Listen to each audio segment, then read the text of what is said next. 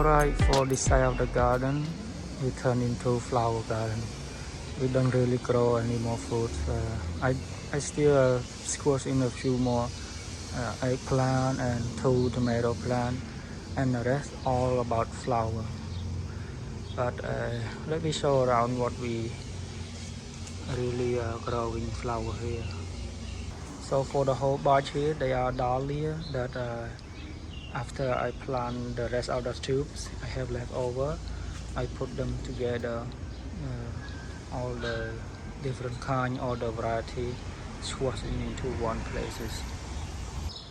And here are some more dahlia.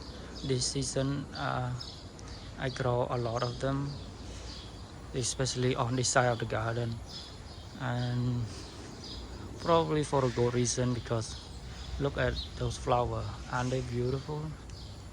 Everybody pass by the garden over here want a picture or take a look at this flower. It look really nice. This variety is very big, produce a lot of flower. This one, it look good on its own, produce plenty of bulb.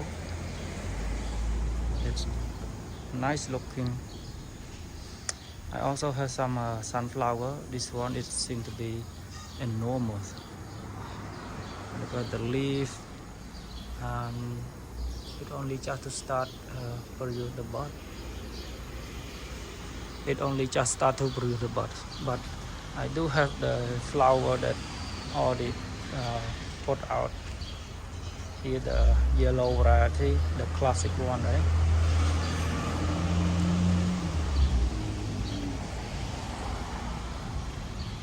Okay, we got help, so they're gonna tell you what flower we growing here. Okay, you. This is a hydrangea. Hydrangea, okay. This is a dahlia. Good job. And what behind you? The This yellow. is a sunflower. Good. Bye bye, guys. Have a nice day. Good job.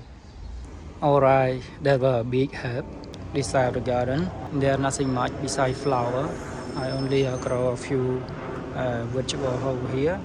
So I can take you really quick, and we're gonna move on to the other side of the garden. So lower down here, I have a few eggplants. Doing okay.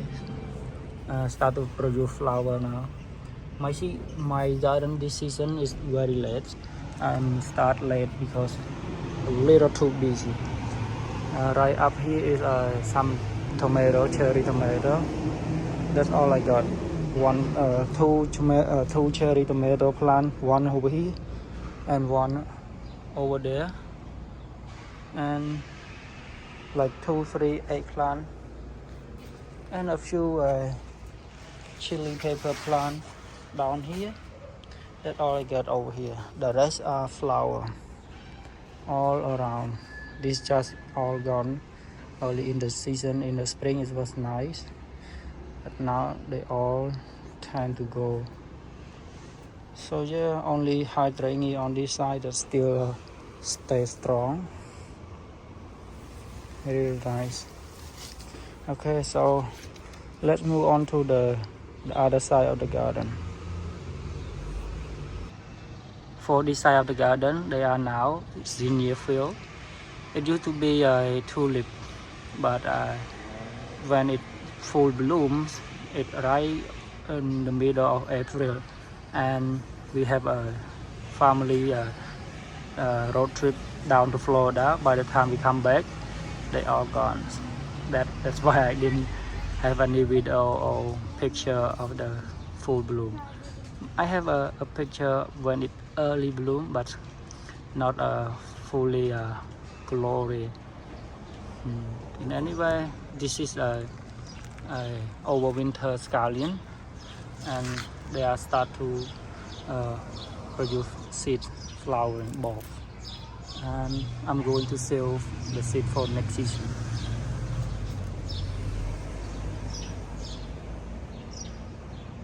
It's very cold hardy. It can survive here in zone 7B without any winter protection. Really good. We use this a lot.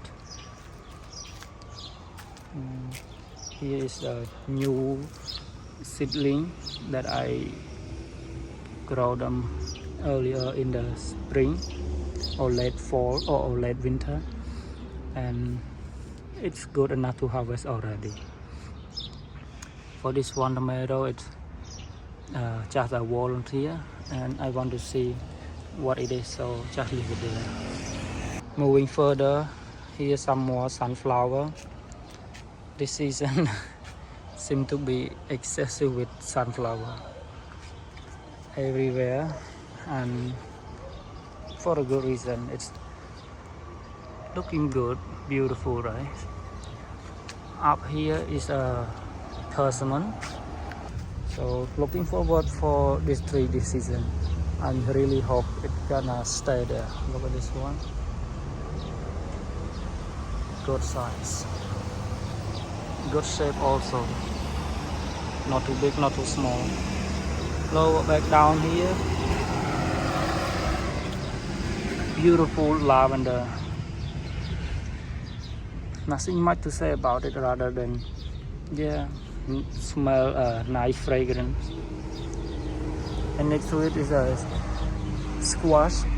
This season I plant only one tree because I don't really interested in the squash, and I don't remember what variety I have in here, but look at the tiny fruit here. It look like the yellow variety, but previous season we like to grow a Romanesco and it produced really well. So for this side of the garden, I only grow tomato and cucumber. For cucumber variety, I have a Parisian pickling. These two plants, they are the same. This one, Boston pickling. Same thing with this small one. It just start later, a little bit later on than the bigger tree. This one is Beta Alpha, seedless. This one is Unagi, also seedless. And I got two of those right next to each other. This one is Kirk. It's a mini cucumber hybrid. It's a very productive mini cucumber. The cluster of fruits. Oh, I didn't pay attention now. Look, it seems to start produce baby cucumber now.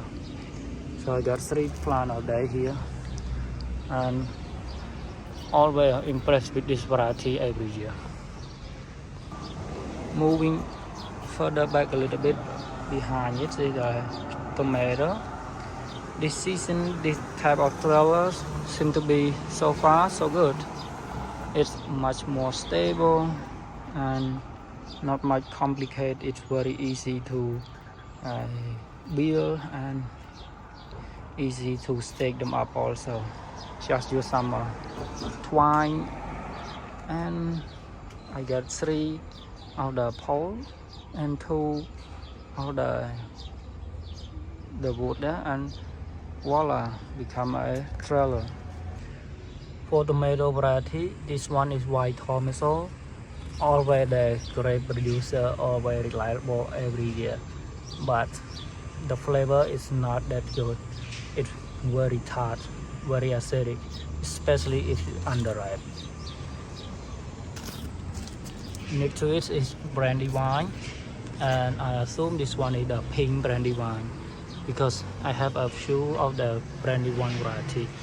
Right next to it is also a Brandywine, but it's a yellow variety. Up until now, doesn't produce any fruit yet. It's quite late. This one also a yellow Brandywine. So I guess I have 2 plants for each variety. This one also Brandywine is a green type. Last season I forgot that I grow a green Brandywine, and one of the plants keep hanging for a long time, and I wonder when it's going to turn green or when it's going to turn yellow or red, but I was confused. I was wrong because it's a green brandy wine. How can I expect it to turn yellow? So this is then maybe not mistake anymore. Another one is black cream or Cherokee purple because it sells it. So I'm not sure if I mix up the parent plant. So to be safe, just put the name together. It only produces 2 fruits. Black cream or Cherokee purple always a winner in terms of taste. It's my favorite. And over here is the only one cherry tomato that I grow into this row. It's a black cherry. I replaced this one because of the one of the beefsteak or heirloom variety here it was failed. So I have extra of the cherry black cherry, so I use this one. Next to it seems to be a bit more productive than the rest of the plant here. You get 4 or 5 fruits. It's Cherokee purple. Okay, so for Cherokee purple, always produce good, but it also split a lot. Let's see what it's gonna be this season. This one is a black cream. Black cream is very similar to Cherokee purple, but it produces bigger fruit. And so far so good. The last but not least is also black cream. So I got 2 black cream. And this one also just start to produce tomato. Now go to this side of the garden. On your left hand side here, they are also a tomato row. For this size, mainly about a cherry type, and these 2 is not really a cherry type. It's more about a plum tomato cross between a cherry type or the artisan type. So it have a no crazy good looking variegated fruits, but boy, it's not that tasty, and it's do normally average. It's split and the tree is not that healthy, and it don't set a lot of fruit. But I try it one more time this season because it have a nice looking fruit. Moving further, this size, they all become a jungle now. So all of the tomato here that you can see all the way there, they all cherry tomato. It's black cherry with sun gold. So if I assume you already know what is a sun gold. It's yellow, but it's a small one, but it tastes good. For the black cherry, it's a slightly bigger fruit size. It's not as sweet, but I prefer the black cherry flavor than sun gold if we use it for salad or eating fresh. But sun gold is more about like a snack. It's really sweet. And despite I start late in the season, it already produced a cluster of the fruit already. Down 1, 2, 3 cluster, 4 cluster. For the beefsteak type or the big fruit producer, I do like a single stem or 2 or at most 3, but try to limit it into 1 or 2 stem only.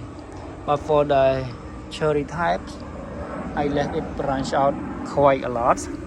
Like you can see here, see 2 branch here and go up here 3 and go up here. It just keep going. I don't prune it to a single one because cherry tomato it benefit from let it branch out. It going to produce a lot more. If you do a single pruning, you're gonna lose out a lot of it. So yeah, just a really quick tips that you may already know. moving to the right hand side here, just really quick with all this plant. So this one is the currants. I planted this last season, but since then it doesn't produce any fruit yet. It might be not enough sunlight because over here it's very shady. Get only a few hours sunlight every day, so not to expect much. This one is a blackberry. This one a flower. This one is raspberry, the golden one. Let me see. I see one red fruit here. The kids seem to like this berry a lot. For this barren looking part, they actually ginger. It's only start to palm out its pop. So on the surface maybe that, but underneath they are full of life. A lot of ginger rhizome there start to grow already. So I enjoy eating a lot of ginger. So I like to grow it. This one is further along because maybe the pot, I don't know. And that for that section, for this kind of little experiment, I put a pole bean on this kind of net to see will it produce anything using this kind of trailer. But so far everything really slow, really behind schedule, because again I start the garden very late. In case you wonder what are this one is amaranth. It cell seeds. We do eat this, just cut the stem and the leaf, everything, put in the soup or just saute them. And of course on the right hand side here you may wonder what are these, why too many fig here. Majority of it from my rooting experiment.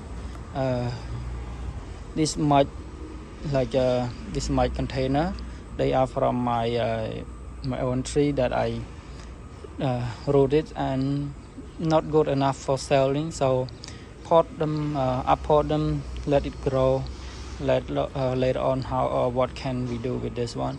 And these two is the one that I received it. I don't know what variety it is, but just let it grow there. And from here down, except this one, right, from here out all the way there, all the way here. So from here out all the way here, like about 15 pots, they are from my rooting experiment. So let it grow, what kind of fruit it's going to produce, how early, how well, how tasty, tasting all of characteristic. And let's see, maybe it's a good variety. I'm not so sure. And same thing with this. These are just extra cutting that I do pruning later on in the spring, and I just try to root them. Some of them not really that healthy, so I will let them grow. Okay, going back a little bit because I want to show you this in-ground tree. This is a violet day Bordeaux. I plant them in the fall. The mother tree was like not even a years old, but I want to see will it survive this zone winter. And yeah, majority of the top is already gone, couldn't handle it, but it does growing back from the base. So what you can see now, it's just like it growing back during springtime only, and it was with no winter protection. So the root is fine, but the top it's not. Next to it is Improved. This season it produced quite a bit. I do pinching them, and it produced good. Nah, nothing else to talk about this one. And this one is very vigor, very nice tree. It actually just the rootstock that I ungraft my Peloxodon. It Celeste. So this improved Celeste and this is Celeste. And look, it just growing this spring. It growing this much. Then and that the fact it just grow out of the from the base. And I just pinch it so it can stop growing and start to produce. And for this one is Golden Riverside, and this one I just prune into a single stem. It produced a few fruit here and there. I don't know what I'm gonna do with this variety, but for now it produces fruit. Let's see how it tastes. And for this one is male fig. It produces fruits, but it dropped. I'm not sure if persistent or not. It might be not enough sunlight, or it's stressed out because I didn't water them well earlier. It get the leaf get droopy, so it might be it can be a factor that it doesn't hold its fruit. And for the last fig tree here, they 1, 2, 3. They are a seedling that I bought over winter last season, and since then it didn't produce any fruit yet in its second season already. So I assume this gonna be a useless one, so maybe gonna turn it into a rootstock. Okay, so turning around back a little bit, this one my apple tree. It's a honeycrisp. It needs another variety for cross pollination when it's ready to bear fruits. But for now, I don't know what to do. I maybe try to graft on a different cyan root so it can cross pollinate, or maybe try to find a spot for another variety. I'm trying to do aspalates and going to keep it pruning to keep it small and compact. If it produces only 5 or 10 fruits every single year, it would be good enough. I don't need 100 apples because too many is not gonna be good. Lower down here, they are a new variety of strawberry that I just added a few weeks ago. It's Jewel and Sweet Charlie. So I have a type of strawberry that are everbearing, but the fruit are usually small. So this one is the one that I have. It is usually small. After do a quick research, I found a Sweet Charlie produce big fruits, and also Jewel. It produce tasty fruit. So I am adding a new variety of strawberry because now I grow them in pot, and I'm really happy with the results because I have the because it can produce a good fruit and without any slug damage. Because before, when if you recall, all over here around this area it was a strawberry patch, and it's a nightmare because slug just get raid my strawberry patch. So since then I get rid of those plants and I put them in pots, and now I turn everything into pots. Really nice, really good, very underrated strawberry. And on the fence here, they are bitter melon. It grows really well, just a little late because I start the seed quite late. But this season, all my plants get infested with lantern flies. Let me just kill one. Look, just hanging out.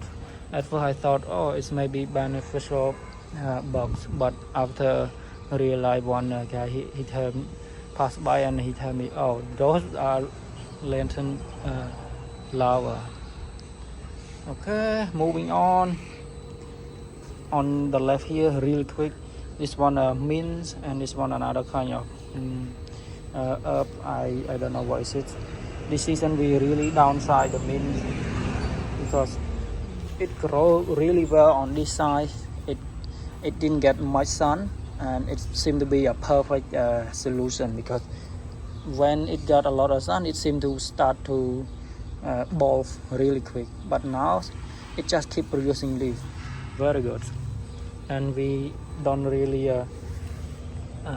need many of them. See, it grow faster than we can eat. Back a little bit, this one is amaranth again. It just self seed, all of this, and this just a wild plant from where I come from, Cambodia. So sometimes just want to grow the plant that you was growing up with, right? And this one, it just treat them like spinach, right? Make soup or saute them. And this one, I don't know what we call, like elephant ear, but we do eat the stem. And we also have some neighbor that from a South Asian country, I'm not sure which one. He often asking for the whole thing, the stem and the leaf they use, but for us we usually eat only the stem. Of course, clean out the skin, right? Okay, last but not least, this one is a Kabocha squash. It doesn't seem to hold that well. Probably it lack of pollination. This one maybe after filming it gonna fall off, I don't know. It got 2 of them, so this one is turning yellow. It's likely to fall off, this one, because further down there of the plant it produced one, but it already fall off. We have a few kind of goats. So what I need to this one, right? It's a winter goat. It's still very small. Didn't know it's gonna have enough time to produce or eggs. And right over here, this is another goat. It let me see if any here. So this is, I think, a wax goat. It's very hairy. Only that's one, and this not I'm not sure it would hold or not, but that's all I got for the goats. And I also have a loofah. This one is like a hexagon shaped loofah. It's not a elongated. It's like it has like side or sharp edge to it. I hope to show you later on in the season when it produces fruits. And as always, I like to grow corn, but because there's no much space, I only able to grow this much, like 10 plants only. And so far so good. Right next to it is a type of cucumber. It's a field cucumber. It's produced like the size of like melon, you know, like about 2-3 pound cucumber, and we can eat it young or leave it until it fully ripe, make dessert out of it. It's good. Same thing with this here, got seed from our friend. And the last plant is a watermelon. Exciting, this one is I think a crimson sweet. So only 1 or 2 plants here, it would take over the rest of the growing patch here. And that's all I got for you today. Hope you like this tour. See you next video. Bye bye.